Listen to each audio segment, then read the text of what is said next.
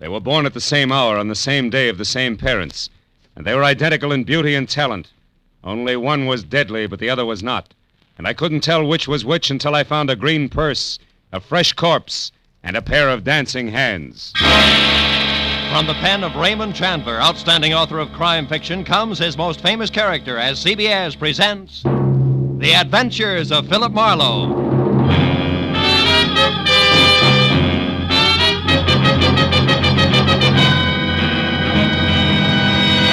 Now, with Gerlad Mohr, starred as Philip Marlowe, we bring you tonight's exciting story, The Dancing Hands. The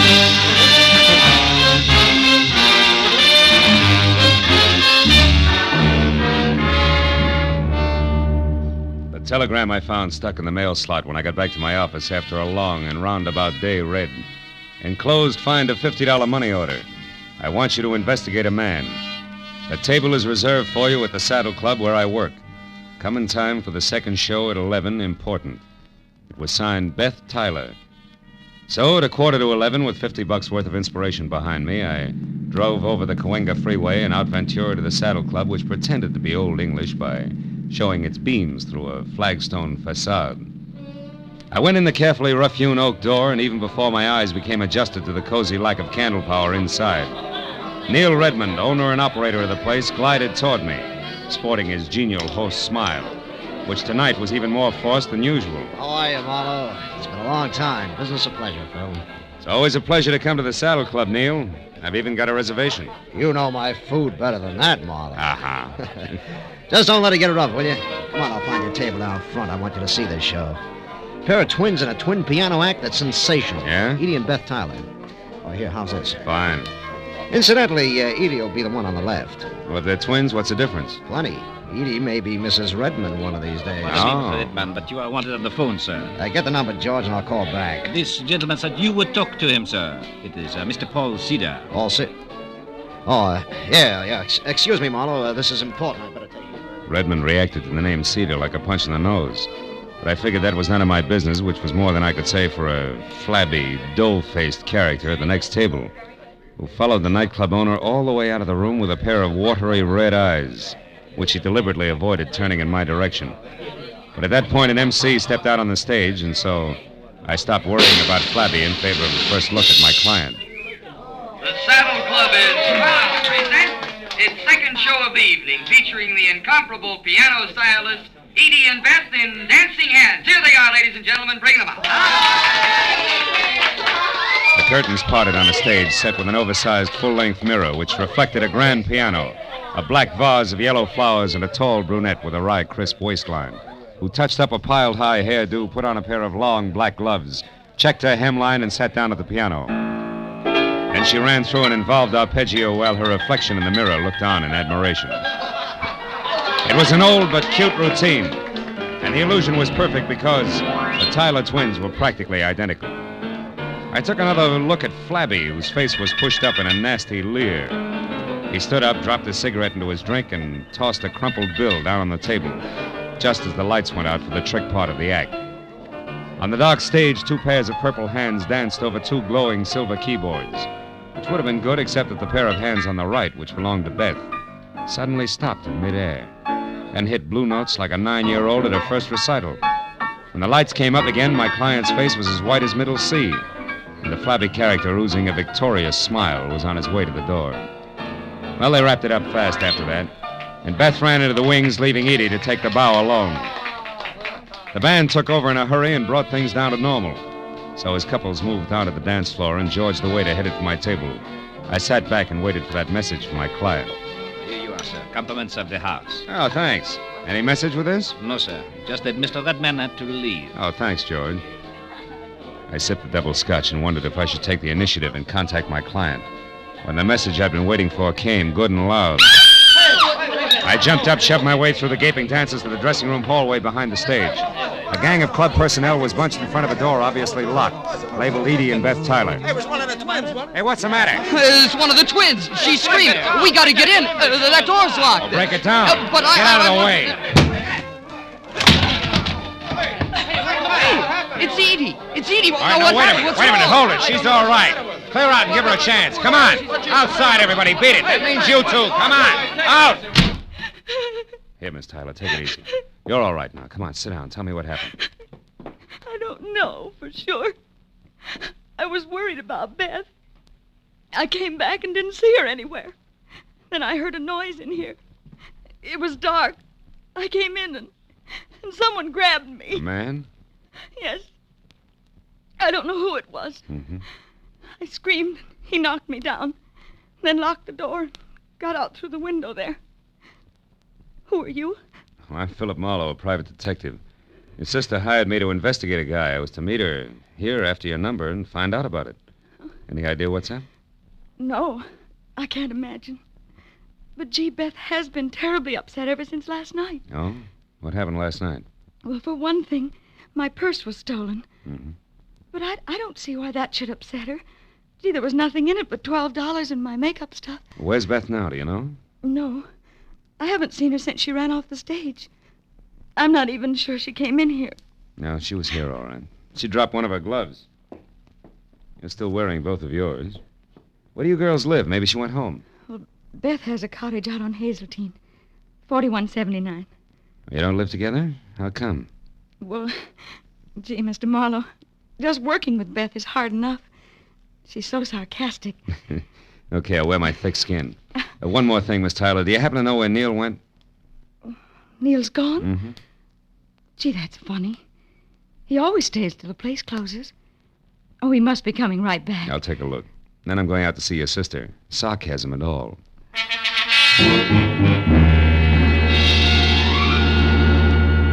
I spent 10 minutes questioning the help on the whereabouts of the boss and got nothing but double talk for answers. So since I was still carrying Beth's glove around with me, I dropped it in my pocket and went outside to my car. I'd opened the door and slid far enough under the wheel so I couldn't back out before I realized that the dough-faced Flab was already there on the seat. His right hand wrapped around something blunt and menacing in his sloppy jacket pocket. You better come on in. What are you doing in my car, blubber boy? Don't get sassy now, mister. And the name is Sippy. That's no improvement, and it's no answer. All right. I saw you inside making with the big talk, so I says to myself, he's an interested party. I should look him up. Maybe we can do business together. All right, stay over there. What kind of business? I'm particular about the gutters I crawl in. It has to do with the twins inside there. You can get in touch with me later for further details. I got an angle, mister. You'll see when I leave. Yeah? When you tried to work that angle, you got to the wrong twin in the dressing room. Did you know that? I don't know what you're talking about. Mm-hmm. Okay, Sippy, where can I reach you? You'll find out if you really know what's up. Don't try to follow me, though. I'll be seeing you. When Sippy slid out of the car and beat it, I made one move after him and then stopped cold. Because lying on the seat where he'd been sitting was a green leather handbag with the name Edie etched on it. I snapped it open. It had been stripped of everything but the scent of Amia and a smudged slip of paper that read, Number 9 Arrow Motel, Lancashire Boulevard. So that was Sippy's address, and he had the stolen purse. But the why of all the commotion over 12 missing bucks was still the number one question mark. And I figured the best place for an answer to it was at Beth Tyler's. So I drove out to Hazeltine. But even before I stopped at number 4179, I heard the piano.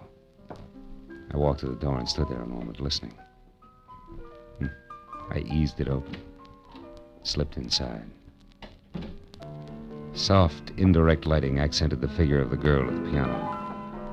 The little waves of iridescent crimson chased themselves over the smooth satin gown as she played. Glossy blue-black hair fell to her shoulders. Beside her, a burning cigarette sent a single plume of smoke into the still air. Just for a moment, I found it difficult to remember that she was my client. Oh?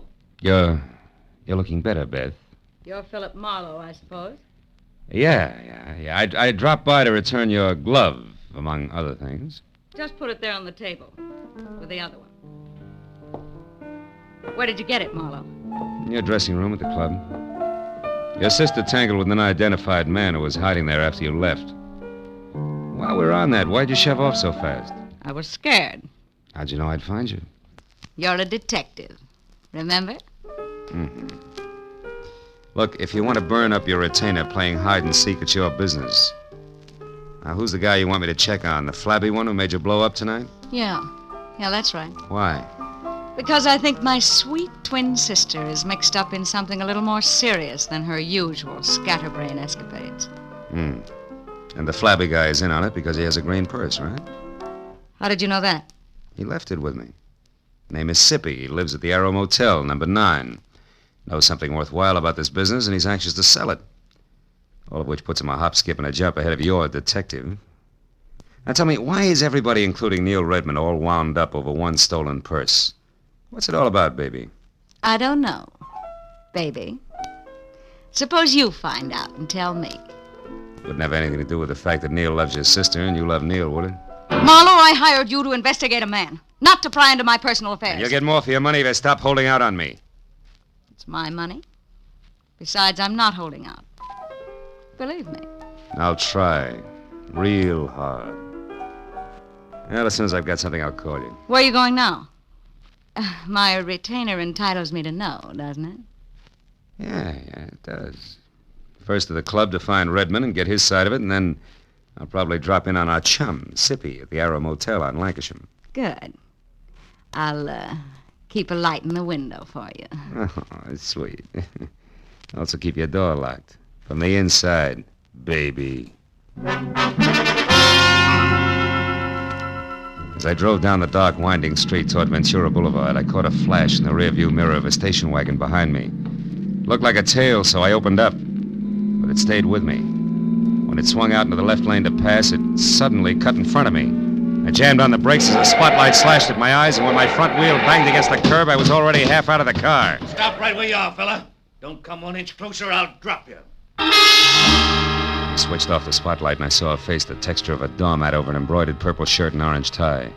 He had hand-tooled, high-heeled boots on and was topped off by a 10-quart cream-colored Stetson.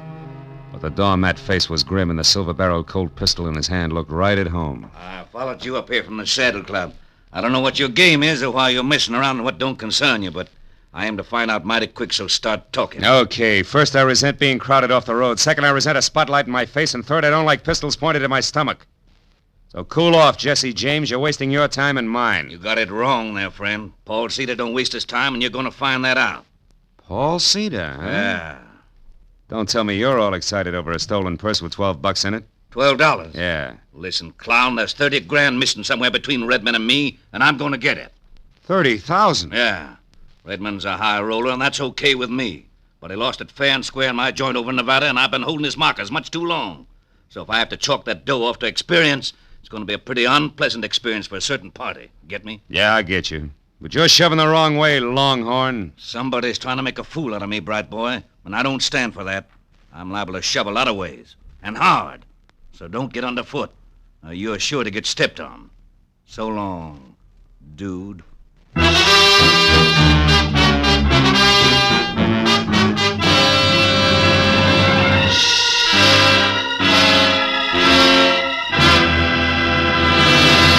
In just a moment, we'll return to the second act of The Adventures of Philip Marlowe. But first, tomorrow marks the anniversary of an important event in American history, the signing of the first peace treaty between the Indians and the Plymouth colonists. In commemoration of these events, CBS's Sunday night stars, Amos and Andy, will be found with a kingfish burying the hatchet deeper than ever in their hopes and dreams. And CBS's own Jack Benny will be back again tomorrow with his special guest, Van Johnson. Invite some friends over. Sit back and enjoy the Jack Benny program. You can hear Amos and Andy every Sunday on most of these same CBS network stations, and Jack Benny over them all. Now, with our star, Gerlad Mohr, we return to the second act of Philip Marlowe and tonight's story, The Dancing Hands.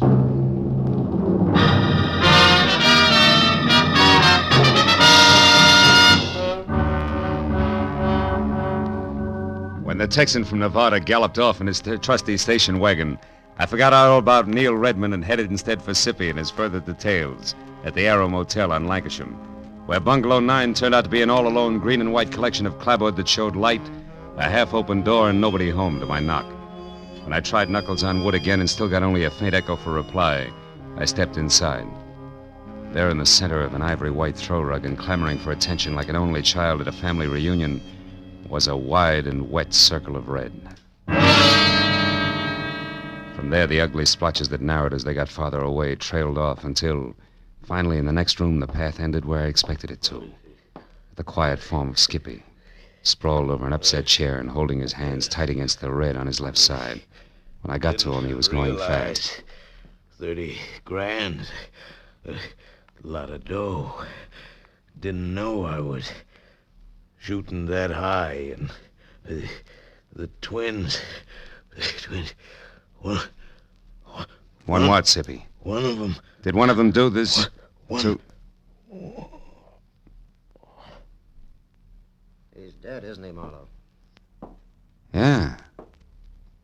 Yeah, Redmond, he's very dead. Oh, no, Marlowe.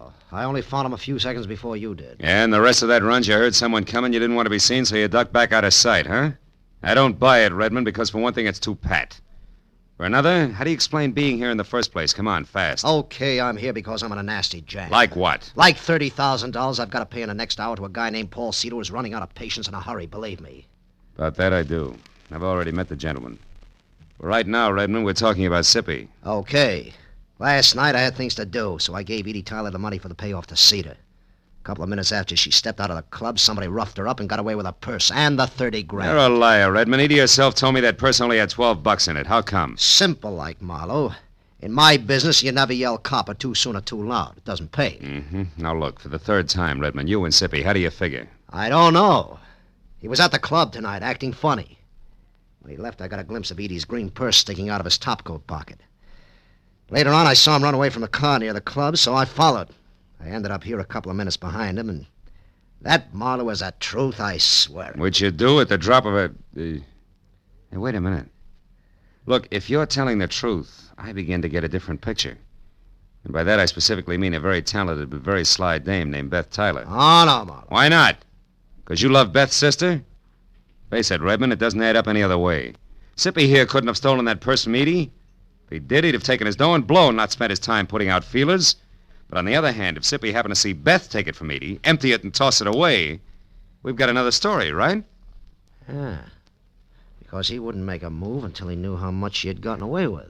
Exactly. But there he ran into trouble because he was trying to get close to Beth, and in doing that, he got mixed up and went for Edie instead, like tonight at the club. Sure. And the dying man's words just now about one twin. To which you can add the unpleasant fact that I personally ran off at the mouth when I was up at Beth's an hour ago. So she knew where to come for Sippy. Look, Redmond, it's got to run that way. I'm sure of it.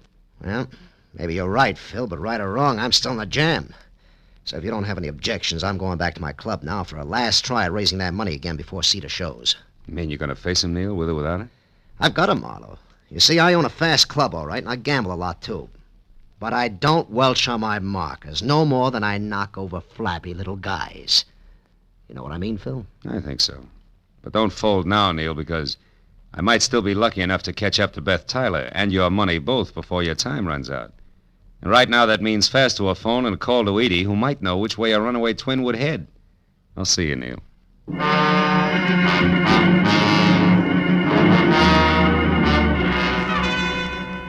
The nearest phone was at an all-night mobile gas station a block away. As I dialed Edie's number, a thought hit me. Maybe Beth wouldn't head anywhere. Maybe she'd just stick around.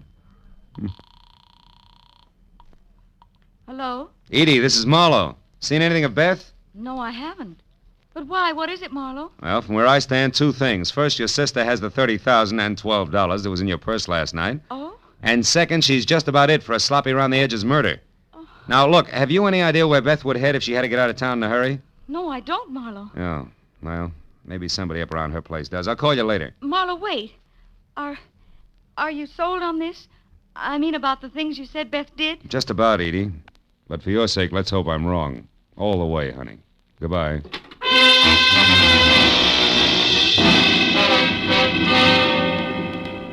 Driving fast back toward Beth's place on Hazeltine still left me enough time to think about a not-too-small detail that I'd completely overlooked. Thanks to me, the entire Los Angeles Police Department knew nothing about what was going on in and around the Saddle Club. 5 minutes later, when I'd parked away from the dock and obviously deserted number 4179, I'd walked back and around to a pair of uncurtained French doors at the side. I knew that oversight is what is generally called a blunder. But in the next second, I knew it was nothing compared to the one I was making currently. If you so much as turn your head again, Marlowe, I'll kill you. Not like you did Sippy, please, Beth. I'd hate to go that way. Sippy was a mistake, Marlowe, believe me. I was rushed. So you shot and ran, huh? Yes. But I didn't run too far, because from where I stood, I could hear and see both you and Redmond and talking the whole thing over. And when you knew that we'd caught on to your act, you decided to follow me and see where I was going before you made your next move. Is that it? Exactly. Now get inside. Go on, the door's unlocked. All right. Now get over there, near that closet, and don't turn around. Why not? Afraid of the look on my face when you shoot? Shut up, Marlowe. And stop being brave, because unless I have to, I'm not going to kill you. After all, you've already served your purpose. Which I presume was getting mixed up in this mess just long enough to find out about Sippy for you. You presume correctly. Also, you talk too much. Now open that closet and get inside. All right. Go on. As you say. But first, baby, one question. Did you do all this for the 30 grand alone? Or does it tie in with Neil Redmond and the way he feels about your sister Edie? It's a little bit of each, Marlowe. But as I said, you talk too much. So get in there and shut up.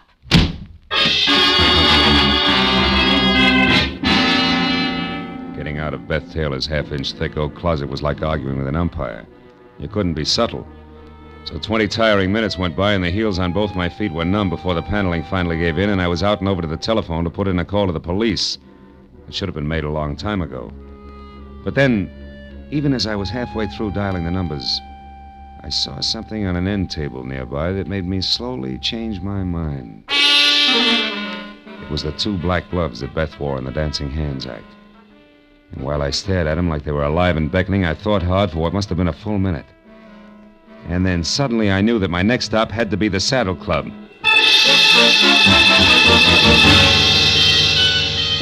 As I parked at the Saddle Club, I saw light drifting out of Neil's office, which was something I had expected.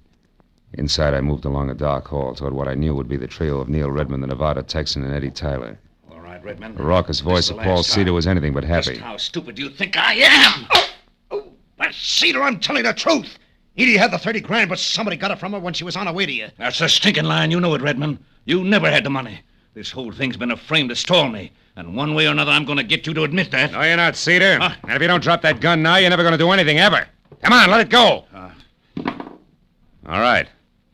Now sit down and shut up and listen hard because Redmond's telling you the truth. What? Marlowe, you know where the money is? That's right. And I also know who took it. Less than an hour ago, a little after I called you, Edie, Beth caught up to me and confessed the whole shebang, exactly as we figured it, Neil. You mean she admitted getting the money from Edie and using you to locate Sippy? That's right. But there's only one drawback to everything she admitted. None of it's true. What do you mean, Marlowe? I mean, Cedar, that Beth Tyler didn't steal your money from Edie here any more than she killed Sippy. I also mean that as far as I can tell, Beth Tyler was nothing more than a girl who played the piano and got upset when a stranger named Sippy started to bother her. That I never saw the real Beth Tyler after she ran away from a piano in the club tonight. That she's dead and that you, Edie, have been posing as Beth all night because, 1, you yourself stole Neil's money, and 2, you murdered your sister as well. No! Yes, Edie, come on, admit it, it's true. No, it isn't. I guess it is at that, Marlowe. And Beth's body? In our dressing room. In the closet. I didn't want to kill her. But she found out that I had only pretended to be robbed when there was no one around. That Sippy had seen me scream and get rid of the purse myself. Sippy, who was only trying to muscle in on a deal, went to her by mistake, huh? Yes. That's how she knew what I'd done. When she confronted me in the dressing room just before you came in and said that she wouldn't stand by and let me do a thing like that to Neil, I lost my temper and... You killed her, Edie. Yes, I did, Neil. And when Marlowe showed up after her scream, I said that someone had attacked me. And then I pretended to be both Beth and myself from there on to get out of the whole thing. And I almost did. But now I'm so sorry. Oh, no, I'm so sorry.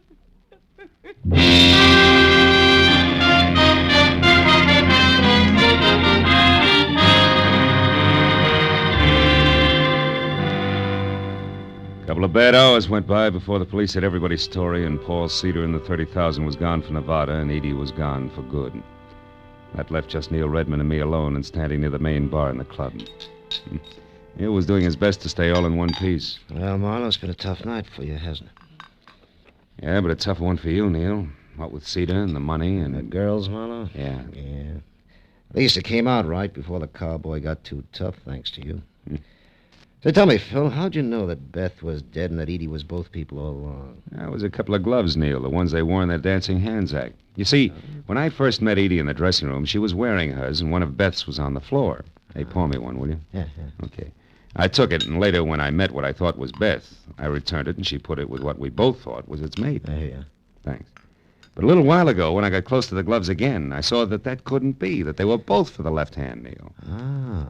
Then when Edie went to Beth's place to pass herself off as her sister, who she had already killed, she was smart enough to know that she should have only one glove around. Yeah, but not smart enough to think about which glove it should be.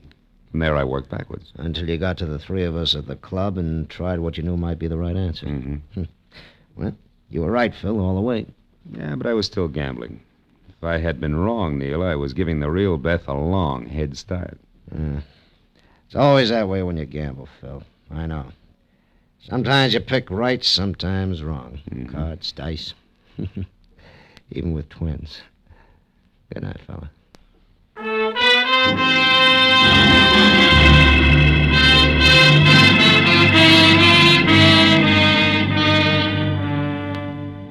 When I finally got to my car, started out of the valley and back toward Hollywood, it was better than 8 o'clock in the morning.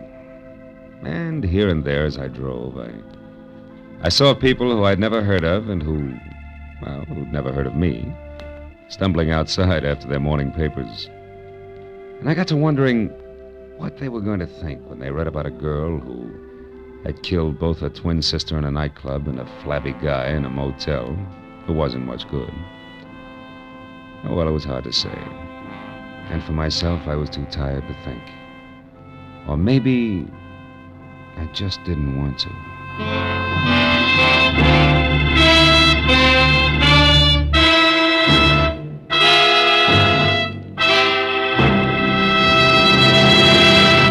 The Adventures of Philip Marlowe, created by Raymond Chandler, star Gerlad Mohr, and are produced and directed by Norman MacDonald. Script is by Mel Donnelly, Robert Mitchell, and Gene Levitt. Featured in the cast were Vivi Janis, Lou Krugman, Ed Begley, Paul Frees, and Bert Holland. The special music is by Richard Orunt. Be sure and be with us again next week when Philip Marlowe says... When it started, it was simple. Just a lawsuit for damages. But before it was over, it was far from simple, and the damages were murder. All because of a red-headed woman, a ghostwriter with ambition and a match that burned with a bright green flame.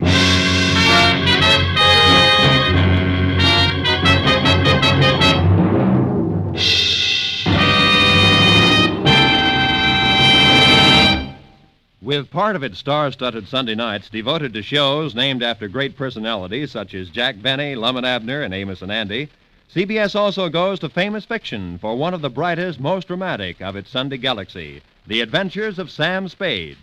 Created by the master hand of Dashiell Hammett, Sam Spade cuts a new and deadly caper with mystery, murder, and adventure on most of these same CBS network stations every Sunday. Join him tomorrow night. This is Roy Rowan speaking. Now, stay tuned for Gangbusters, which follows immediately over most of these same CBS stations. This is CBS, the Columbia Broadcasting System.